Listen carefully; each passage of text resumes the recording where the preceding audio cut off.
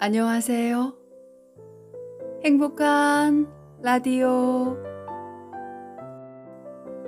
레니입니다.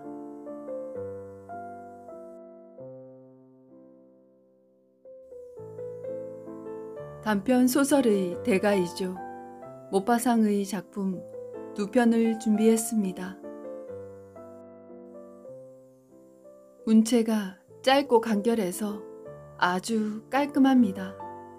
그럼에도 모순된 군상들의 모습을 예리하게 잘 그려내고 있습니다. 첫 번째 작품은 후회하지 않으려고 했던 선택에 대한 후회입니다. 세상 일에는 정답이 없는 경우가 많지만 주인공은 어떤 선택을 했는지 함께 만나보시죠.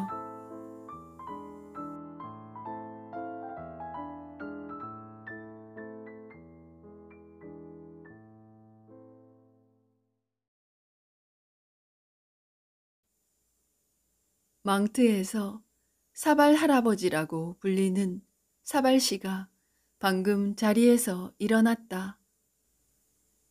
비가 내리고 있다. 쓸쓸한 가을날이었다. 나뭇잎들이 떨어지고 있다. 나뭇잎들은 마치 보다 두껍고 보다 느린 또 하나의 비처럼 빗속에서 천천히 떨어지고 있다. 사발 씨는 마음이 밟지를 못하다. 그는 벽난로에서 창문으로 그리고 창문에서 벽난로로 거닌다. 인생에는 침울한 날들이 있는 것이다. 지금 그를 위한 인생은 우울한 날들밖에는 없다. 그는 62살이기 때문이다. 그는 주위에 아무도 없는 독신의 늙은 총각이다.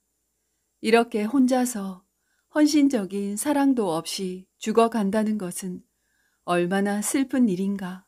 그는 그처럼 적나라하고 그처럼 공허한 자기 존재에 대해 생각해 본다. 그는 오래전의 과거, 어린 시절의 과거 속에서 양친과 함께 지내던 집, 그 집을 떠올린다. 그러고는 중학교, 졸업, 파리에서 법학을 공부하던 시절을 회상한다. 그 다음에는 부친의 병환과 죽음, 그는 돌아와 어머니와 함께 살았다. 그들 두 사람, 젊은이와 늙은 여인은 더 이상 아무것도 욕심내지 않고 평화스럽게 살았다. 어머니 역시 돌아가셨다. 얼마나 슬픈가, 인생이란. 그는 혼자 남게 되었다.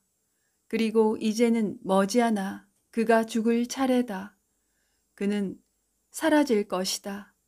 그리고 끝이리라. 지상에는 폴 사발 씨가 더는 존재하지 않게 되리라. 얼마나 무서운 일인가. 다른 사람들은 살아갈 것이고 서로 사랑할 것이고 웃을 것이다. 그렇다. 사람들은 즐길 것이고 그는 더 이상 존재하지 않을 것이다. 죽음이라는 이 영원한 확실성 아래에서 웃고 즐기고 즐거워할 수 있다는 것은 참으로 이상한 일이다. 만일 죽음이 그저 있을 법한 일이라면 아직은 희망을 가질 수도 있으련만 그러나 아니다. 그것은 피할 수 없는 것이다. 낮이 기울고 난 후 밤이 오듯이 피할 수 없는 것이다. 만일 그의 인생이 가득 채워져 있었더라면, 만일 그가 무언가 했었더라면, 즉 모험, 커다란 쾌락, 성공, 온갖 종류의 만족들을 맛보았더라면, 그러나 아니다. 아무것도 없다. 그는 아무것도 한 일이 없다. 같은 시간에 일어나고 먹고 그리고 잠자리에 든 것 이외에는 아무것도 해본 것이 없다. 그렇게 그는 62살의 나이에 이른 것이다. 그는 다른 사람들처럼 결혼조차 하지 않았다. 왜 그랬을까? 그렇다. 왜 결혼을 하지 않았는가? 그는 결혼할 수도 있었다. 얼만큼의 재산이 있었으니까. 기회가 없었던 것일까? 어쩌면 그랬을지도 모른다. 그러나 사람들이 그 기회를 만들어주지 않았는가? 그가 무관심했기 때문이다. 그뿐이다. 무관심은 그의 큰 병이었고 결점이었으며 악습이었다. 얼마나 많은 사람들이 무관심으로 해서 그들의 인생을 망치고 있는가. 어떠한 성격의 사람들에게는 일어나고 움직이고 거동하고 말하고 문제들을 연구하는 것은 매우 어려운 일이다. 그는 사랑을 받아본 적조차 없었다. 어떠한 여자도 완전한 사랑의 포기 속에서 그의 가슴에 기대어 잠이 든 여자가 없었다. 그는 기다림의 감미로운 고뇌도 꽉 잡은 손의 기막힌 떨림도 결정적인 정열의 황홀도 알지 못했다. 입술이 처음으로 포개어질 때 네 개의 팔이 껴안아 유일한 존재, 서로에게 미치다시피 한 두 존재를 더할 나위 없이 행복한 하나의 존재로 만들었을 때 얼마나 초인적인 행복이 사람의 마음에 스며들 것인가. 사발 씨는 실내복을 입고 불에다 발을 쬐며 앉아 있었다. 물론 그의 인생은 실패했다. 완전히 실패했다. 그러나 그는 사랑했었다. 만사가 그렇듯이 그는 남몰래 괴롭게 그리고 안일하게 사랑을 했었다. 그는 옛 친구인 상드르 부인을 사랑했었는데 그녀는 그의 오랜 동료인 상드르의 아내였다. 아, 그녀가 처녀일 때 알았더라면.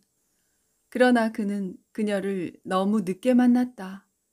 그녀는 이미 결혼한 여자였던 것이다. 확실히 그는 그녀에게 청혼했었을 텐데. 그러나 처음 만났을 때부터 끊임없이 그는 그녀를 얼마나 사랑했었던가.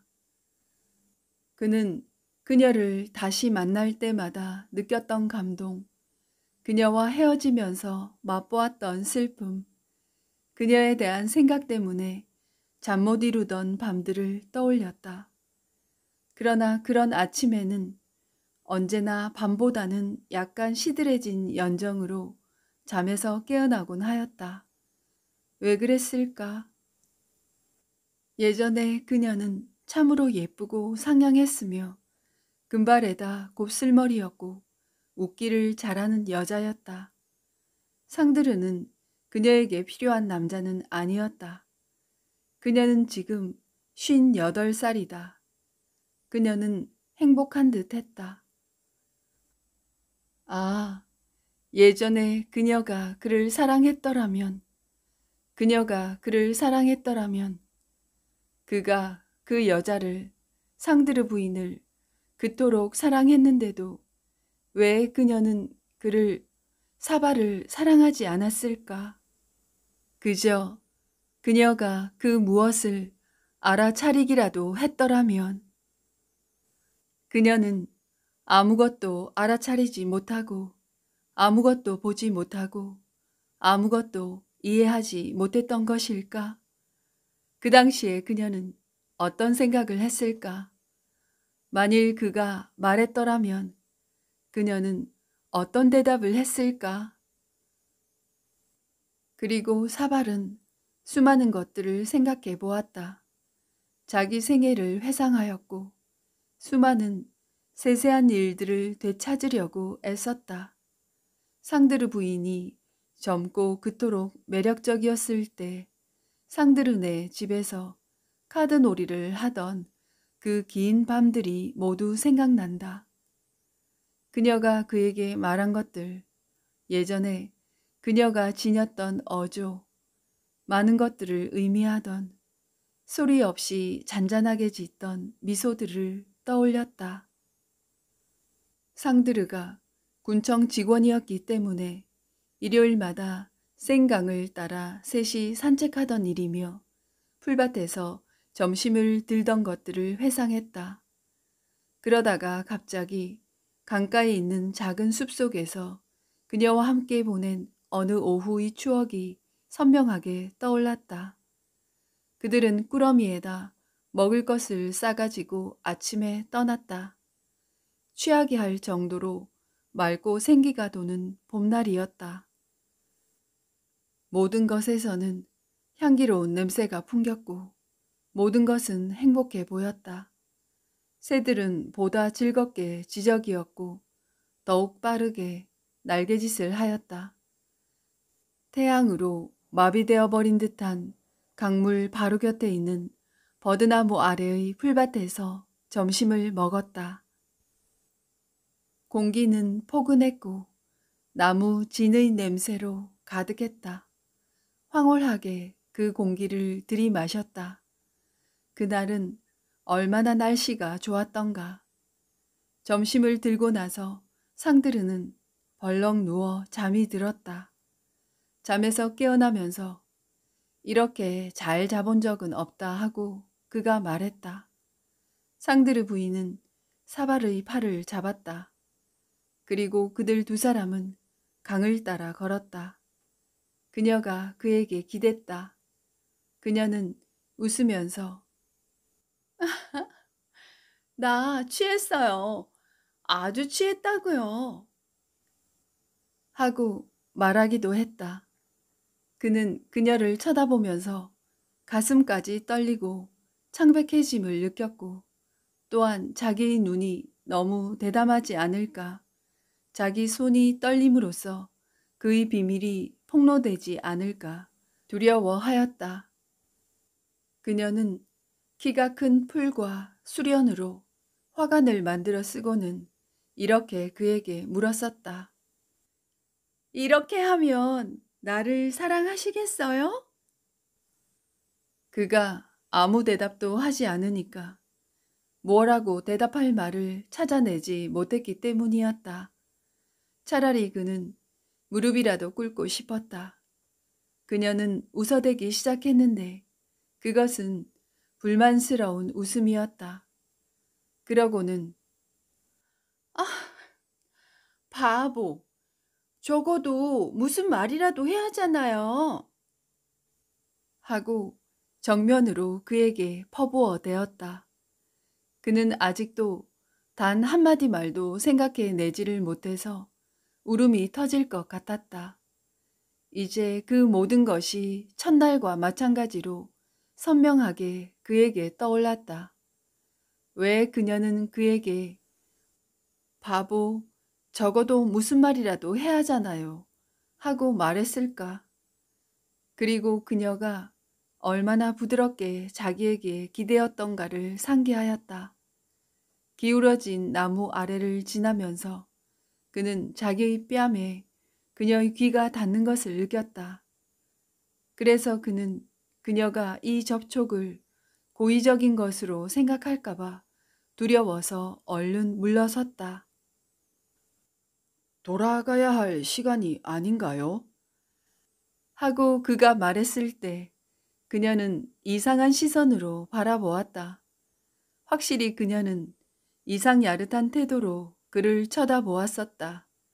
그 당시는 그렇게 생각하지 않았지만 지금 그렇게 생각되는 것이었다. 좋도록 하세요.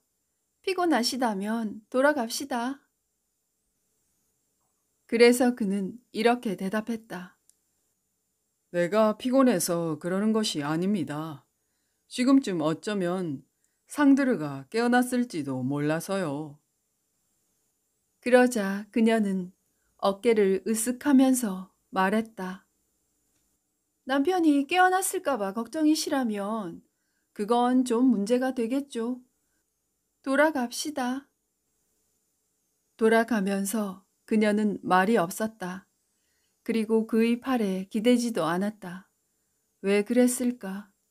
이 왜라는 것을 그는 아직까지 자신에게 던져본 적이 없었다. 그는 이해하지 못했던 그 무엇을 이제야 알게 된 것 같았다. 그렇다면 사발 씨는 얼굴이 붉어지는 것을 느꼈다.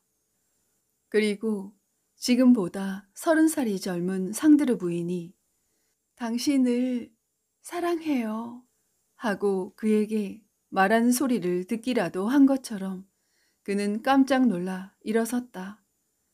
그것이 있을 수 있는 일일까? 그의 영혼 속에 방금 들어온 이 의혹이 그를 몹시 괴롭혔다. 그가 보지도 못하고 알아차리지도 못하다니 그럴 수 있는 것일까? 오, 만일 그것이 사실이라면, 만일 그 행복을 붙잡지 않고 지나쳐버렸다면, 그는 속으로 말했다. 난 알고 싶다. 이 의혹 속에 그대로 있을 수 없다. 난 알고 싶다. 그래서 그는 빨리 옷을 입었다. 허둥지둥 옷을 챙겨 입었다. 그는 생각했다. 나는 62살이고 그녀는 58살이다. 그러니 그것을 그녀에게 물어볼 수가 있다. 그래서 그는 밖으로 나갔다. 상드르의 집은 길 맞은편, 거의 그의 집과 정면에 위치해 있었다. 그는 그곳에 이르렀다. 문 두드리는 쇳소리에 어린 하녀가 문을 열러왔다. 그녀는 그렇게 일찍 온 그를 보자 놀랐다. 벌써 오시다니요, 사발씨. 무슨 사고라도 있나요? 아니다, 얘야. 네 주인 마님에게 내가 당장에 말씀드리고 싶은 것이 있다고 가서 말하렴. 마님은 겨울용 배잼을 저장품으로 만들고 계셔요. 화덕에서요. 옷도 갈아입지 않으셨어요.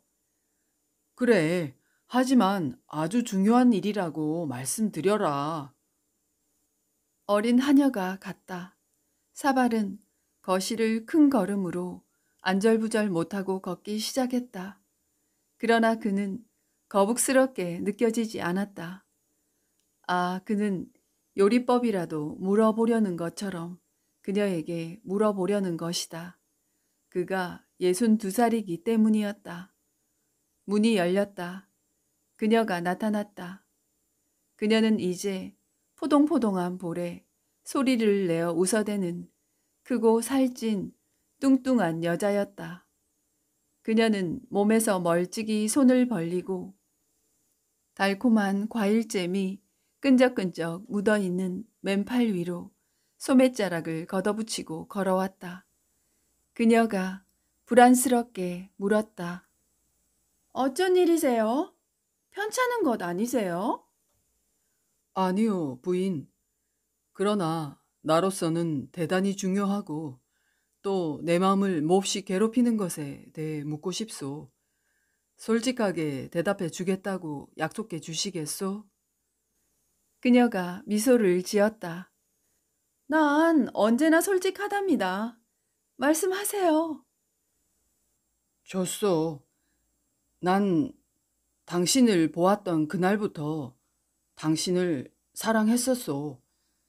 그걸 알고 있었소? 그녀는 옛날의 그 억양과 같은 말투로 웃으면서 대답하였다. 바보? 난 첫날부터 그걸 알고 있었는걸요. 사발은 떨기 시작했다. 더듬거리며 말했다. 그걸 알고 있었다고요? 그럼 그리고 그는 입을 다물었다. 그녀가 물었다. 그럼이라니요. 뭐라는 건가요? 그럼 어떻게 생각했었소? 뭐라고 뭐라고 당신은 대답했을까요? 그녀는 더욱 높은 소리로 웃었다. 몇 방울의 시럽이 그녀의 손가락 끝에서 흘러 마룻바닥 위로 떨어졌다. 내가요? 하지만 당신은 내게 아무것도 묻지 않았는걸요. 의사표시를 해야 할 사람은 내가 아니잖아요. 그러자 그가 그녀를 향해 한 걸음 나아갔다. 말해주세요. 말해주세요. 상드르가 점심을 먹고 나서 풀밭 위에서 잠이 들었던 그날, 우리가 함께 구비진 곳까지 걸었던 그날이 생각나시겠지요? 그는 기다렸다. 그녀는 웃음을 멈추고 그의 눈을 바라보았다. 물론이고 말고요. 생각납니다. 그는 떨면서 다시 말을 이었다. 그럼 그날 만일 내가 대담했더라면 당신은 어떻게 했었을까요? 그녀는 아무 후회가 없는 행복한 여자로서의 미소를 지었다. 그리고 솔직하게 아이러니가 섞인 분명한 목소리로 대답을 하였다. 굴복했겠지요. 그러고 나서는 발길을 돌려 잼이 있는 곳으로 사라졌다.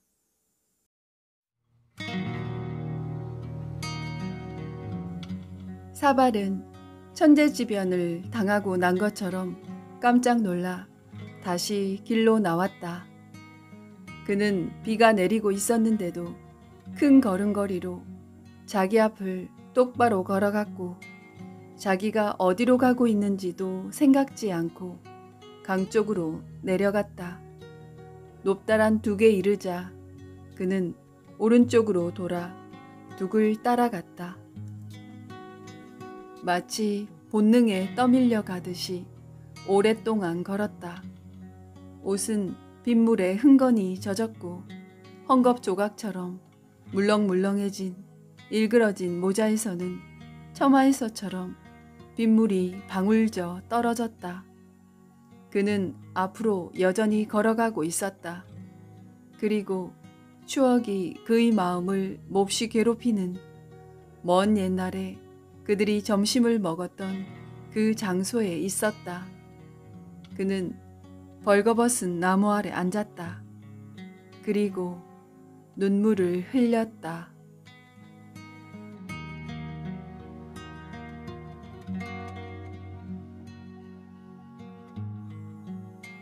첫 번째 작품 후회였습니다. 평생 무사태평한 것만을 바라던 주인공 사발은 62살의 나이에 천재지변을 당한 듯 후회하고 있습니다. 해도 후회, 안 해도 후회한다면 여러분의 생각은 어떠신가요?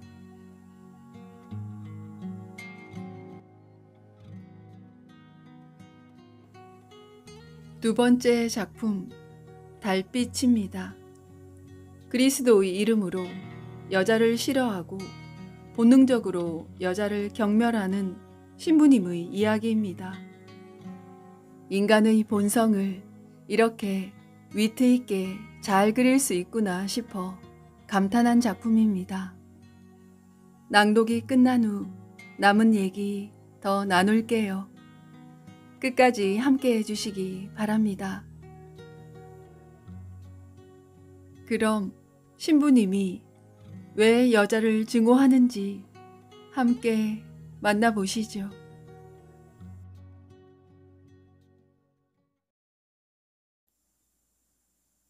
마리냥 신부는 논쟁이라는 이름을 가지고 있었다.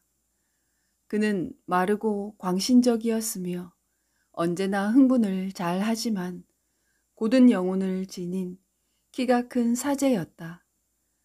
그의 믿음은 너무나 확고부동해서 절대로 흔들리지 않았다. 그는 자기의 신을 알고 있고 그의 섭리, 의지, 의도를 꿰뚫어 볼 수 있다고 진심으로 생각하고 있었다. 그러나 시골에 있는 작은 사제관의 산책길을 큰 걸음으로 거닐 때면 가끔 한 가지 의문이 마음속에 일어나곤 했다. 왜 신은 그것을 만들었을까? 그러고는 신의 입장에서 생각하고 집요하게 탐구했으며 또한 거의 언제나 찾아내었다.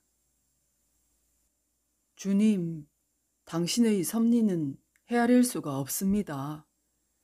하고 독실한 겸손의 정열 속에서 속삭이는 그가 아니었다. 그는 혼자서 중얼거리는 것이었다. 저는 신의 종입니다. 그러하오니 당신께서 역사하시는 이유를 알아야 합니다. 그리고 만일 제가 알 수 없는 것이라면 추측이라도 해야만 합니다.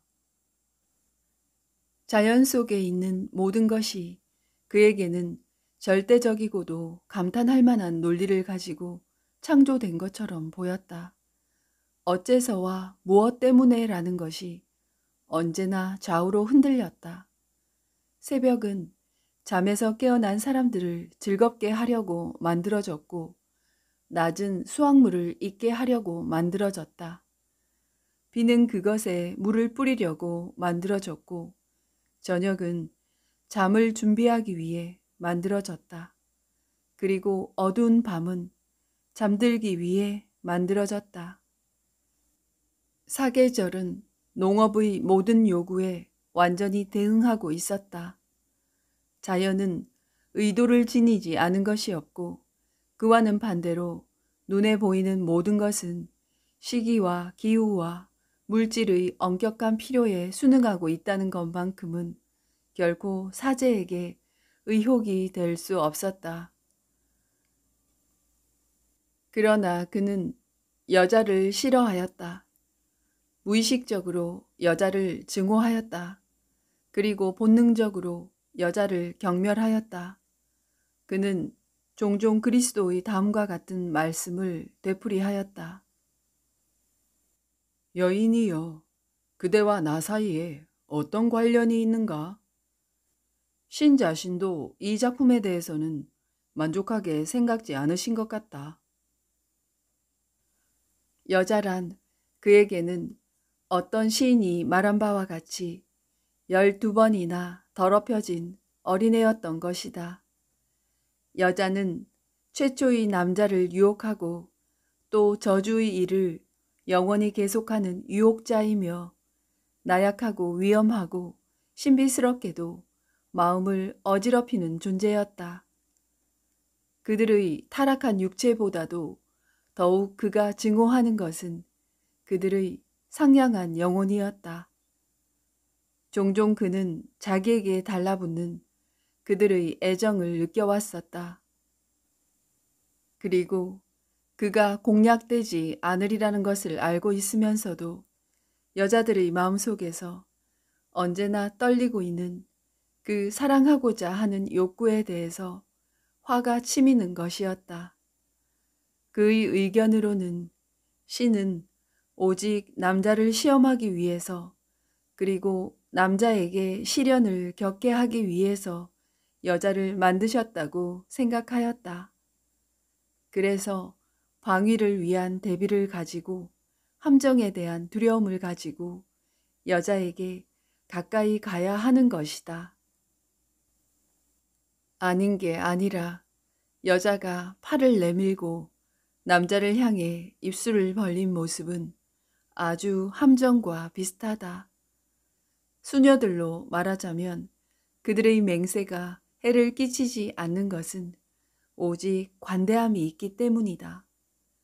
그러나 그렇기는 해도 그는 그들을 엄하게 대했다.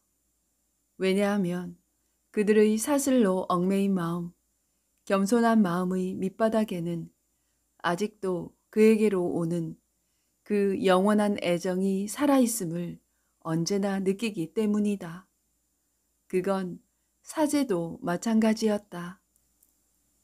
수도사의 시선보다 더 신앙심으로 젖어 있는 그들의 시선 속에서, 그들의 성이 합세되어 있는 법열 속에서, 그리스도를 향한 사랑의 정열 속에서 그는 그것을 느꼈고 그것이 그를 환하게 만들었다. 왜냐하면 그것은 여자의 사랑이었고 관능적인 사랑이었기 때문이다. 그는 이 증오할 애정을 그들의 순종에서도, 그에게 말을 할 때의 부드러운 목소리에서도, 내리깐 그들의 눈에서도, 그리고 그들을 가혹하게 나무랐을 때 참고 따르며 흘리는 눈물 속에서도 그것을 느낄 수 있었다. 그래서 수녀원의 문을 나서면서 그는 버비를 흔들며 마치 위험 앞에서 도망치기라도 하듯이 다리를 쭉쭉 펴면서 걸어가는 것이었다. 신부에게는 조카딸이 하나 있었는데 그녀는 자기 어머니와 함께 이웃의 작은 집에서 살고 있었다. 그는 그녀를 병자 간호 담당 수녀로 만들려고 애를 썼다. 그녀는 예쁘고 경솔했으며 또 빈정거리는 버릇이 있었다.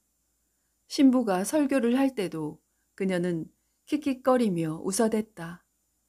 그리고 그녀에 대해 화를 내면 그녀는 힘껏 자기 가슴에다 신부를 끌어안는 것이었다. 그러면 그는 무의식적으로 포옹에서 몸을 빼려고 열심이었다. 그러나 이 포옹은 그에게 어떤 달콤한 기쁨을 맛보게 했고 모든 남자의 마음속에 잠들고 있는 부성으로서의 감동을 깨워놓는 것이었다. 신부는 종종 들길을 그녀와 나란히 걸으면서 신에 대한 이야기를 들려주었다. 그러나 그녀는 거의 듣지 않고 눈에 보이는 삶의 행복으로 하늘과 풀과 꽃을 바라보는 것이었다. 이따금 그녀는 날짐승을 잡기 위해 달려갔다가 그것을 잡아가지고 오면서 이렇게 소리쳤다. 보세요, 아저씨. 얼마나 예뻐요. 입을 맞추고 싶네요. 파리에게 입을 맞추고 싶은 이 욕구, 라일락의 열매에 입을 맞추고 싶은 이 욕구가 사제를 불안하게 하고 화나게 하고 자극하였다. 그는 여자들의 마음속에 언제나 싹트고 있는 뿌리 뽑을 수 없는 애정을 거기에서 또 발견하는 것이었다. 그러던 어느 날 마리냥 신부의 가사를 돌보고 있는 성당직의 아내가 조카딸에게 사랑하는 사람이 있다는 것을 조심스럽게 알려주었다. 신부는 그 말에 무서운 동요를 느꼈다. 그래서 면도를 하고 있는 중이었으므로 얼굴에 가득 비누칠을 한 채 숨이 막혀 있었다. 곰곰 생각해보고 말을 할 수 있는 상태가 되자 몸을 돌려 이렇게 소리쳤다. 그렇지 않을 거요. 당신은 거짓말을 하고 있구려, 멜라니. 그러자 시골 여자는 자기 가슴에다 손을 얹었다. 제가 만일 거짓말을 하고 있다면 우리 주님께서 저를 심판하실 겁니다, 신부님. 아가씨는 매일 밤 어머니가 자리에 눕자마자 그리로 가는걸요. 두 분은 강가를 따라 걷지요. 10시에서 자정 사이에 거기로 가면 보실 수 있을 텐데요. 신부는 면도를 중지하고 깊은 명상 시간에 늘 하는 것처럼 심하게 걷기 시작하였다. 수염을 다시 깎기 시작하자 그는 코에서부터 귀에까지 3번이나 베었다. 그날 온종일 그는 말이 없었고 붕괴와 분노로 가득 차 있었다.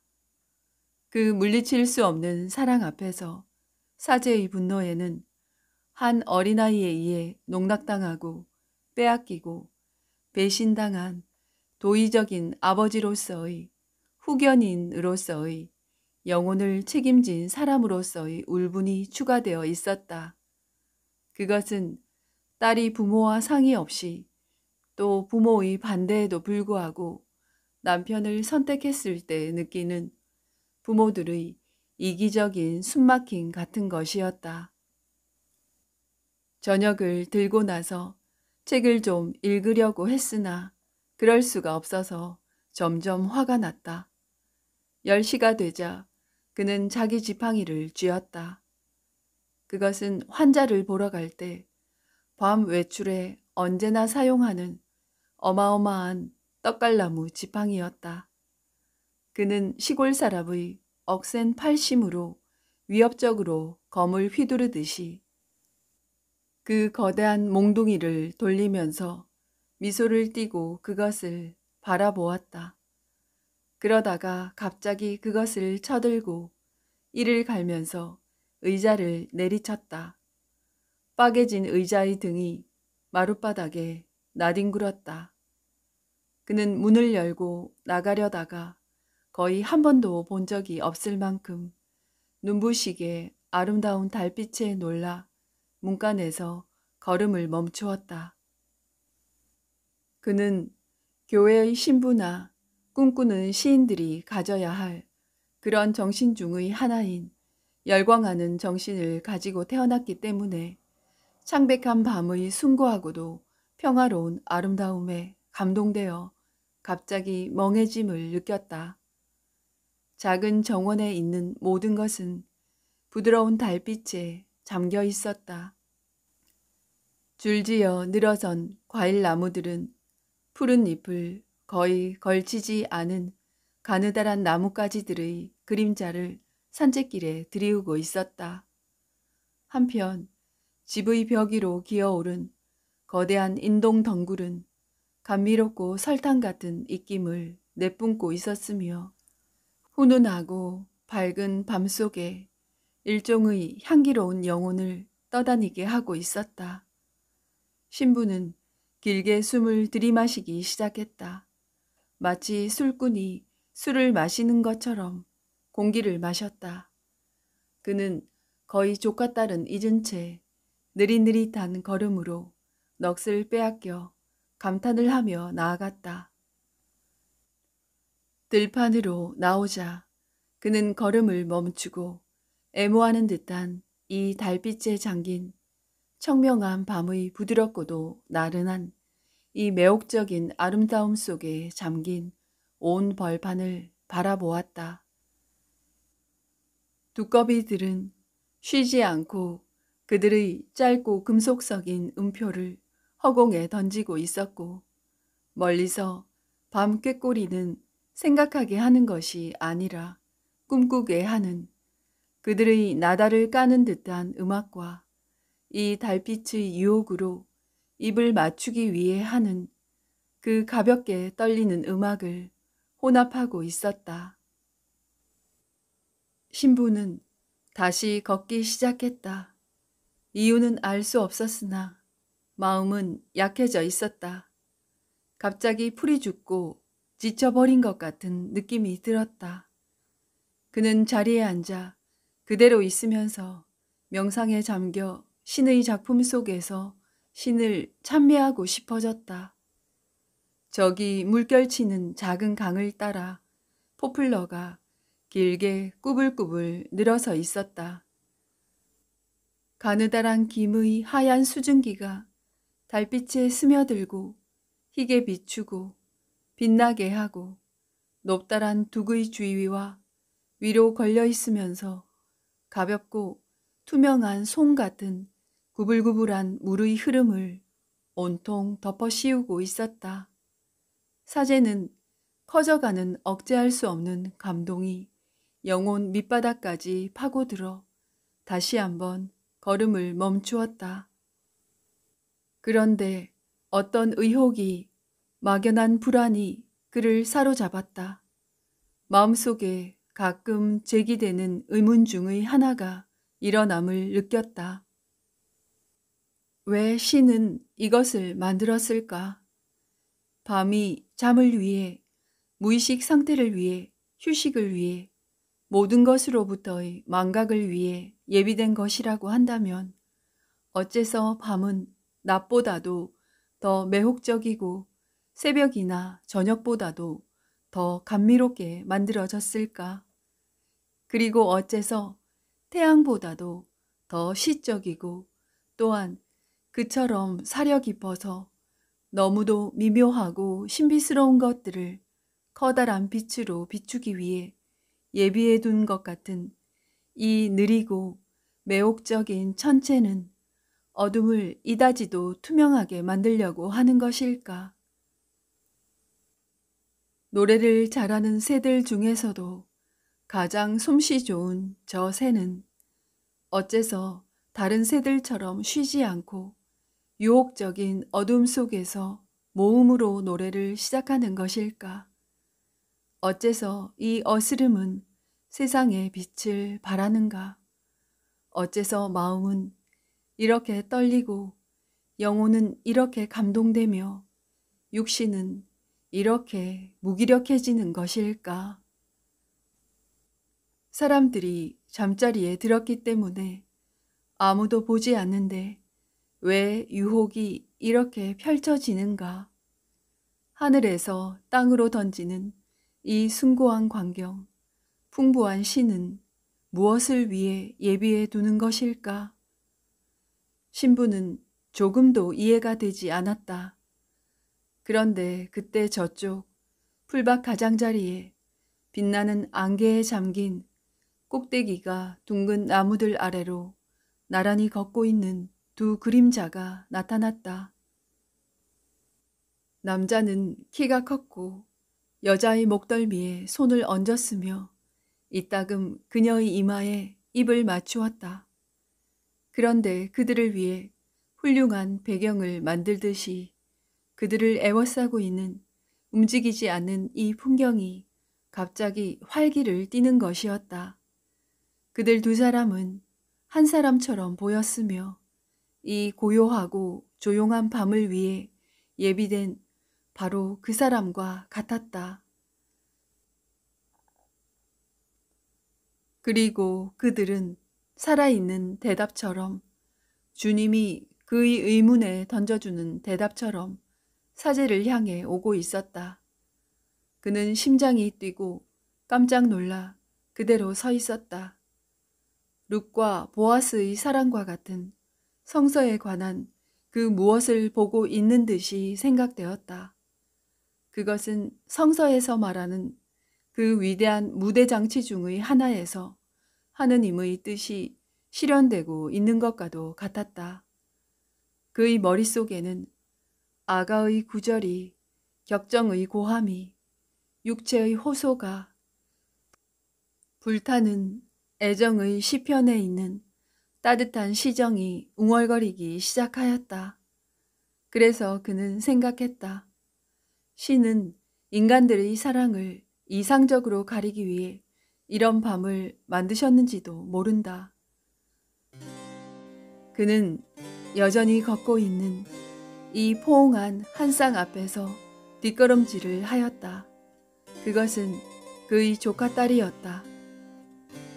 그는 지금 자기가 신을 거역하려고 하는 것은 아닌가 자문해 보았다.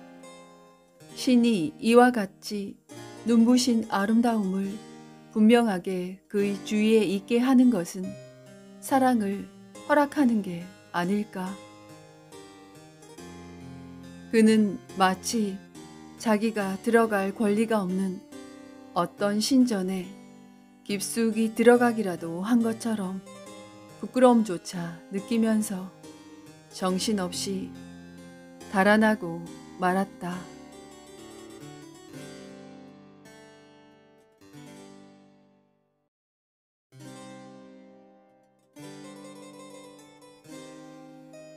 편안한 감상 되셨나요? 직업적 특수성의 영향도 있겠지만 모든 걸 신의 섭리라는 이유로 규정 지으려 하는 신부님이시네요. 자신의 본능인 육체적 욕망이 얼마나 강렬하고 두려웠으면 그 탓을 창조주가 만든 여자의 존재 자체가 문제라고 생각했을까요? 또 자기가 만든 틀 안에 세상의 모든 걸 맞추려 하고 있습니다.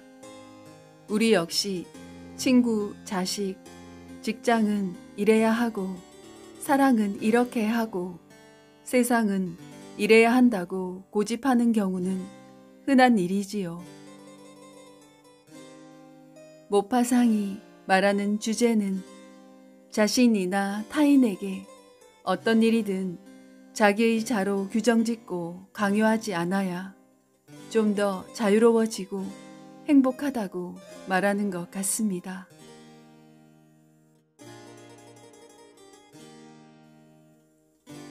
그럼 남은 시간도 행복한 시간 되세요. 레니였습니다. 감사합니다.